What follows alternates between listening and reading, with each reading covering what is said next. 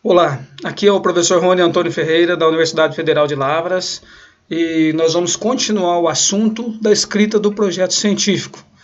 Esse material é parte integrante do conteúdo ministrado para o curso de graduação em zootecnia da Universidade Federal de Lavras. E nós começamos na parte 1 falando para vocês da importância do conteúdo de todas as partes que compõem um projeto de pesquisa. Veja bem que projeto é aquilo que eu vou realizar, então sempre tem que ser escrito no futuro. Nós vimos na primeira parte a introdução, definimos hipótese, objetivo, justificativa, mostramos alguns detalhes de revisão da literatura e hoje nós vamos continuar o assunto tratando de material e métodos. Então aqui nesse momento nós vamos conversar sobre os procedimentos que o pesquisador vai utilizar para a coleta e apresentação desses dados na pesquisa. Veja que, nesse ponto da metodologia científica, é fundamental que eu tenha noção desses 4 aspectos aí, que eles estejam inseridos no material e métodos, no texto do material e métodos. Aqui, então, você vai ter que definir quais são as técnicas para a aquisição dos dados, como que você realizou a coleta dos dados, ou como você vai realizar a coleta de dados por se tratar de um projeto, como que você vai preparar a tabulação desses dados, realizar a análise de estatística desses dados e depois você vai obter os resultados. A partir disso, nós vamos fechar então a parte escrita do projeto científico. Veja que o material e métodos, ele serve para detalhar os procedimentos e toda a metodologia que você vai utilizar na sua pesquisa científica.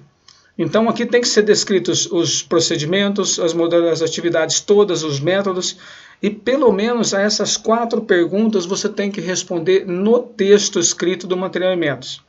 Se você não consegue responder a essas 4 perguntas apenas lendo ao texto do material e métodos, é sinal de que precisa ser melhorado. Então aqui você vai seguir uma sequência lógica. Pode ser utilizado subtítulos para auxiliar a sua organização de ideias, mas o fundamental é que o material e métodos, quando bem preparado, qualquer pessoa, apenas pela leitura desse segmento, poderá repetir o seu experimento em qualquer tempo ou lugar.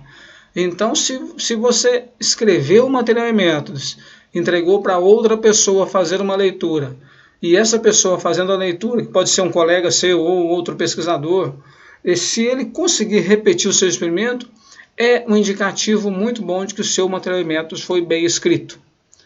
E no material e métodos, então, essas perguntas aí, esses pontos aí tem que ser abordados. A localização do trabalho, onde que ele vai ser feito, quais são os procedimentos, se for o caso de um experimento, quais são os procedimentos de condução desse experimento, ou então uma coleta de dados qualquer, como ela será feita, quando ela será feita, se for necessário, algumas análises químicas ou físicas ou observação qualquer tem que ser descrito no material e métodos. E ao final desse material, você vai escrever como será feita a análise dos seus dados. Porque aí, no material e métodos, você vai inserir as metodologias todas. Algumas delas já são consagradas, outras você vai modificar, então você vai citar as modificações que você vai fazer, e outras você vai propor. Então, se você vai propor uma metodologia nova, descreva detalhadamente como será essa metodologia, para que no futuro, alguém lendo o seu projeto, alguém lendo o seu artigo depois de escrito, ele consegue utilizar a sua metodologia para um trabalho semelhante. Então, veja, você tem que descrever experimentação, você tem que descrever princípio, tratar de delineamento, tem que deixar bem claro o que é o tratamento, ou quais são os tratamentos.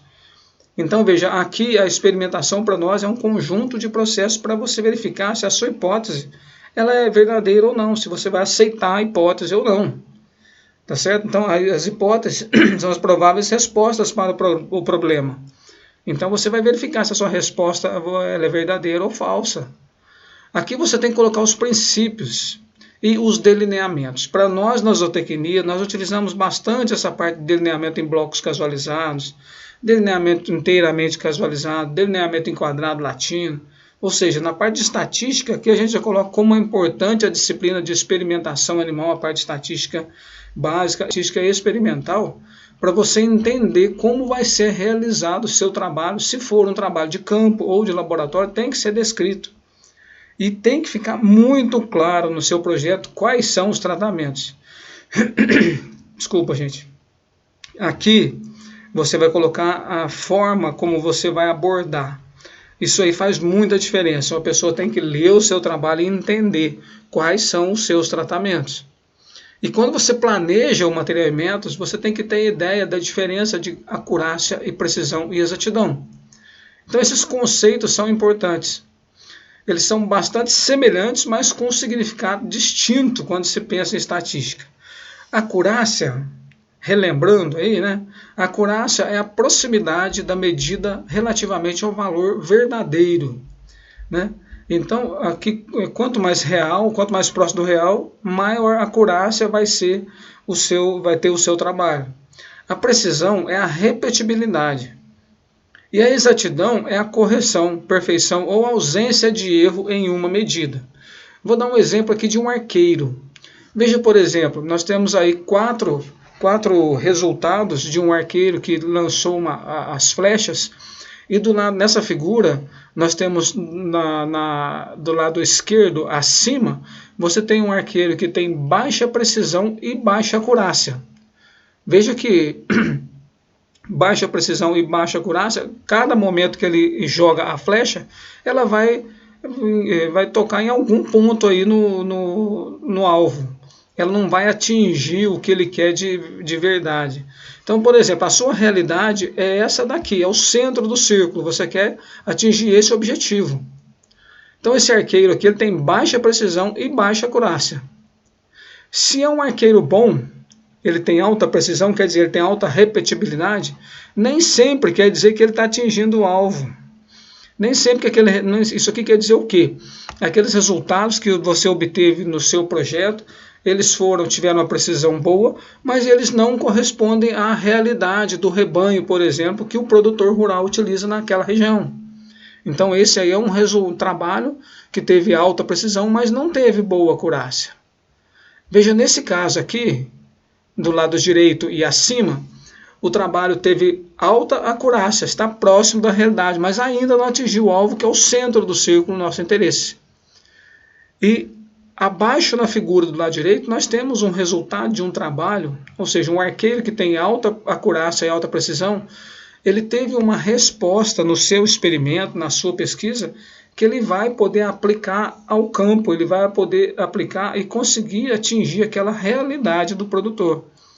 Ou seja, todo o resultado que ele teve do projeto, se for realizado no campo, em uma propriedade rural, numa fazenda, nas mesmas condições em que foi realizado o experimento, ele vai conseguir obter uma resposta muito próxima, se não igual à que ele obteve no experimento.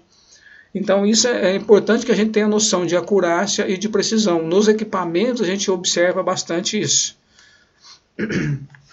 E aí então, mais acurado o processo de mensuração, quanto mais acurado, mais próximo será o resultado do seu projeto, do seu experimento, com relação ao valor verdadeiro. Então, quando eu penso assim, acurácia, eu tenho na estatística o conceito de tendenciosidade. Quando eu tenho baixa acurácia, veja naquela figura de cima aqui, né? Eu tenho uma acurácia, tratando aqui baixa acurácia, eu posso ter tendências. Então eu posso obter resultados que não representam a realidade, mesmo com a alta precisão dos seus equipamentos, da sua balança, alguma coisa assim. A precisão, ela diz respeito à repetibilidade.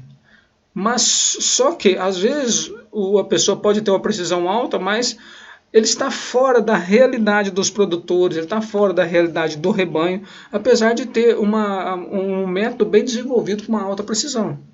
Então é muito importante que eu tenha alta acurácia, alta precisão, para que eu tenha uma resposta aplicável, tá certo? Então aqui eu coloco, por exemplo, uma pesagem, será inexata e terá sua acurácia dependendo do equipamento que você usa. Às vezes você pesa o primeiro animal e ele suja a balança, então o segundo animal que vai ser pesado, ele está com um peso, o peso dele na realidade é outro, diferente daquele que está sendo mostrado na balança. E outro ponto importante, quando eu penso em metodologia, seria a população e amostra. População são todos os animais, é um conjunto grande de dados, por exemplo, do Brasil. Número de vacas leiteiras do Brasil, se você for fazer um experimento com vacas leiteiras, é impossível você pegar todas as vacas leiteiras do Brasil e conduzir o experimento. Então você pega uma amostra, você pega um subconjunto dessa amostra e depois você vai extrapolar aqueles resultados, tá certo? E você vai trabalhar então no material imerso, tem que ser bem descrito e claro o que são as variáveis, quais são as variáveis que você vai utilizar. São variáveis qualitativas, são variáveis quantitativas, o que você vai testar? Um exemplo de variável qualitativa é sexo dos animais, você tem um ou outro, né? Quantitativa é peso dos animais, você vai mensurar o ganho de peso médio diário daquele grupo de indivíduos. Então são variáveis que você tem um valor ali, que tem uma média da população, que ele vai ter alguma variação, é claro, entre os indivíduos, mas são quantidades. E quando você tem uma amostra bem feita naquela população, aí é que nós usamos o conceito de estatística inferencial. Você vai usar uma parte da população, uma amostra que seja representativa. Você vai utilizar o experimento com sempre você tem que fazer o planejamento do seu trabalho para usar o mínimo possível de animais para que você possa, que seja representativo, para que você possa depois fazer a inferência dos seus dados. Ou seja, você trabalhou com as fêmeas suínas da raça Pietran. E depois você vai extrapolar aqueles resultados, você usou uma amostra apenas das fêmeas, você vai extrapolar os resultados apenas para a população de fêmeas suínas da raça Pietran, tá certo? E você tem muitas ferramentas aí, então, para você trabalhar nessa parte de material e métodos. E tem que descrever tudo isso. Como você vai fazer o cálculo, quais são as significâncias do teste estatístico, quais testes estatísticos, o que é precisão, qual será a precisão das estimativas que você vai trabalhar. Tudo isso, ou seja, todas essas ferramentas têm que estar descritas no material e métodos. E aí, depois que você escreveu o material e métodos, você pode colocar no projeto, eu coloquei aqui que é opcional, quais são os resultados esperados, mas normalmente a gente não coloca, tá certo? Resultado, você vai obter os resultados depois do projeto conduzido, depois da pesquisa realizada. Nós estamos aqui hoje tratando apenas do projeto. Então, em projeto, se você resolver colocar alguma coisa, é resultado esperado. Você não conduziu, tudo vai acontecer, ok? E desses resultados esperados, eu coloco um exemplo aqui, encontrar cepas bacterianas com ótimo potencial para inibir o crescimento de micro-organismos deterioradores e patogênicos e assim melhorar a qualidade final da silagem do milho. Esse é um provável resultado que pode acontecer ou não acontecer, tá certo? E esses resultados, sempre no projeto, você descreveu bem o seu material e métodos, o resultado do seu trabalho todo, gente, ele vai depender de um projeto bem feito, uma coleta de dados bem feita, e da análise dos dados bem feita. Então isso tudo tem que estar descrito na sua metodologia, tá certo? Que nós chamamos aqui de material e métodos. Quase finalizando aí o projeto escrito, nós temos o cronograma. O cronograma o que é? É a distribuição das tarefas no tempo. Então, veja que no projeto você vai realizar, então você tem que planejar o que você vai fazer em cada período de tempo. No artigo científico não existe cronograma, porque já foi realizado o trabalho. Tá certo? Então, um exemplo aqui de cronograma, veja, eu vou trabalhar a revisão da literatura, preparar as instalações, formular e misturar, preparar a ração dos animais e alojar os animais.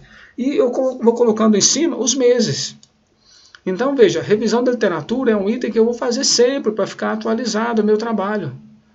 Depois que eu conduzo o resultado, depois que eu conduzo o projeto no campo, é lá que eu vou fazer coleta de dados.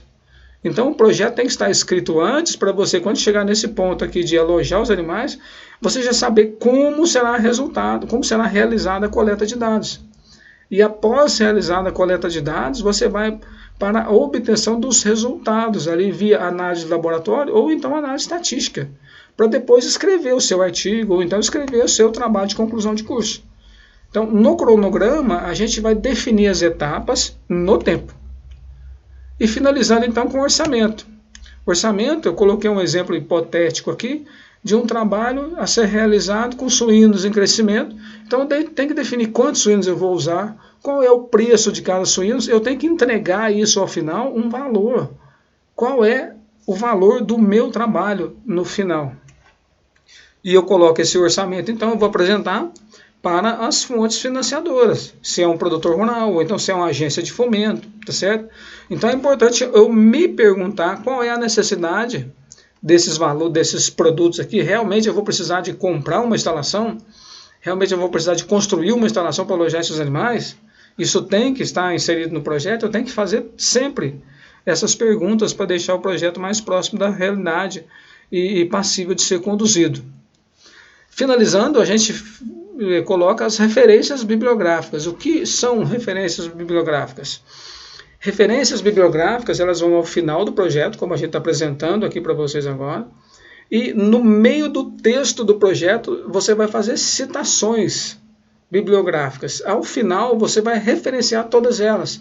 Então aqui você relaciona todas as fontes de consulta que você utilizou para escrever o seu projeto. Só que isso tem normas, eu não vou fazer isso aqui à revelia. Então veja, eu coloco aqui exemplo de referências bibliográficas. Vejam que aqui nessa primeira, Brum e Molento, eu tenho uma referência de um periódico. Então eu tenho o local desse periódico, volume, página de 1 até 11. Foi publicado em 2004 nesse periódico. Então veja, eu tenho aqui uma referência que a cada volume, normalmente, se alguém precisar ir até o original, ele vai lendo o texto e você citou lá, Brum e Molento 2004. Aqui nas referências, por essa referenciação aqui que eu estou fazendo, você consegue ir ao original e ver mais detalhes dessa publicação. Aqui tem outro exemplo de referência bibliográfica de um periódico, e aqui a gente coloca um livro. Veja que é diferente. Aqui eu tenho o total de páginas do livro. Aqui eu tenho em que ponto do periódico foi publicado esse artigo. Aqui é da página 1 até 11. Esse outro aqui da página 4.167 até a página 4.175. Vejam que o livro, eu coloco o número de páginas do livro. Num site que eu pesquiso também, eu sempre tenho o responsável pelo texto no site, eu coloco então qual o endereço que eu busquei para localizar esse artigo e a data de acesso. Aqui eu dei o exemplo de um artigo acessado em julho de 2016. E aqui outro exemplo de outro periódico, estão vendo? Bem antigo, por sinal, né? Mas, então, tem diferenças de referências bibliográficas de acordo com o material que eu consultei. E um ponto importante que me chama a atenção aqui é a padronização. A primeira delas é que eu tenho que colocar as referências sempre em ordem alfabética, estão vendo? B, F e assim por aí adiante. Então tem que organizar. Eu olho as normas, eu verifico as normas da BNT, que eu coloquei em vermelho aqui para vocês. Vocês vão procurar essas normas da BNT para poder conseguir visualizar e entender como é essa padronização. Tá ok? Então, nesse momento, então, a gente encerra a segunda parte de escrita do projeto. Eu peço a vocês, por favor, que assistam a primeira parte do vídeo. Agradeço pela atenção e até a próxima oportunidade.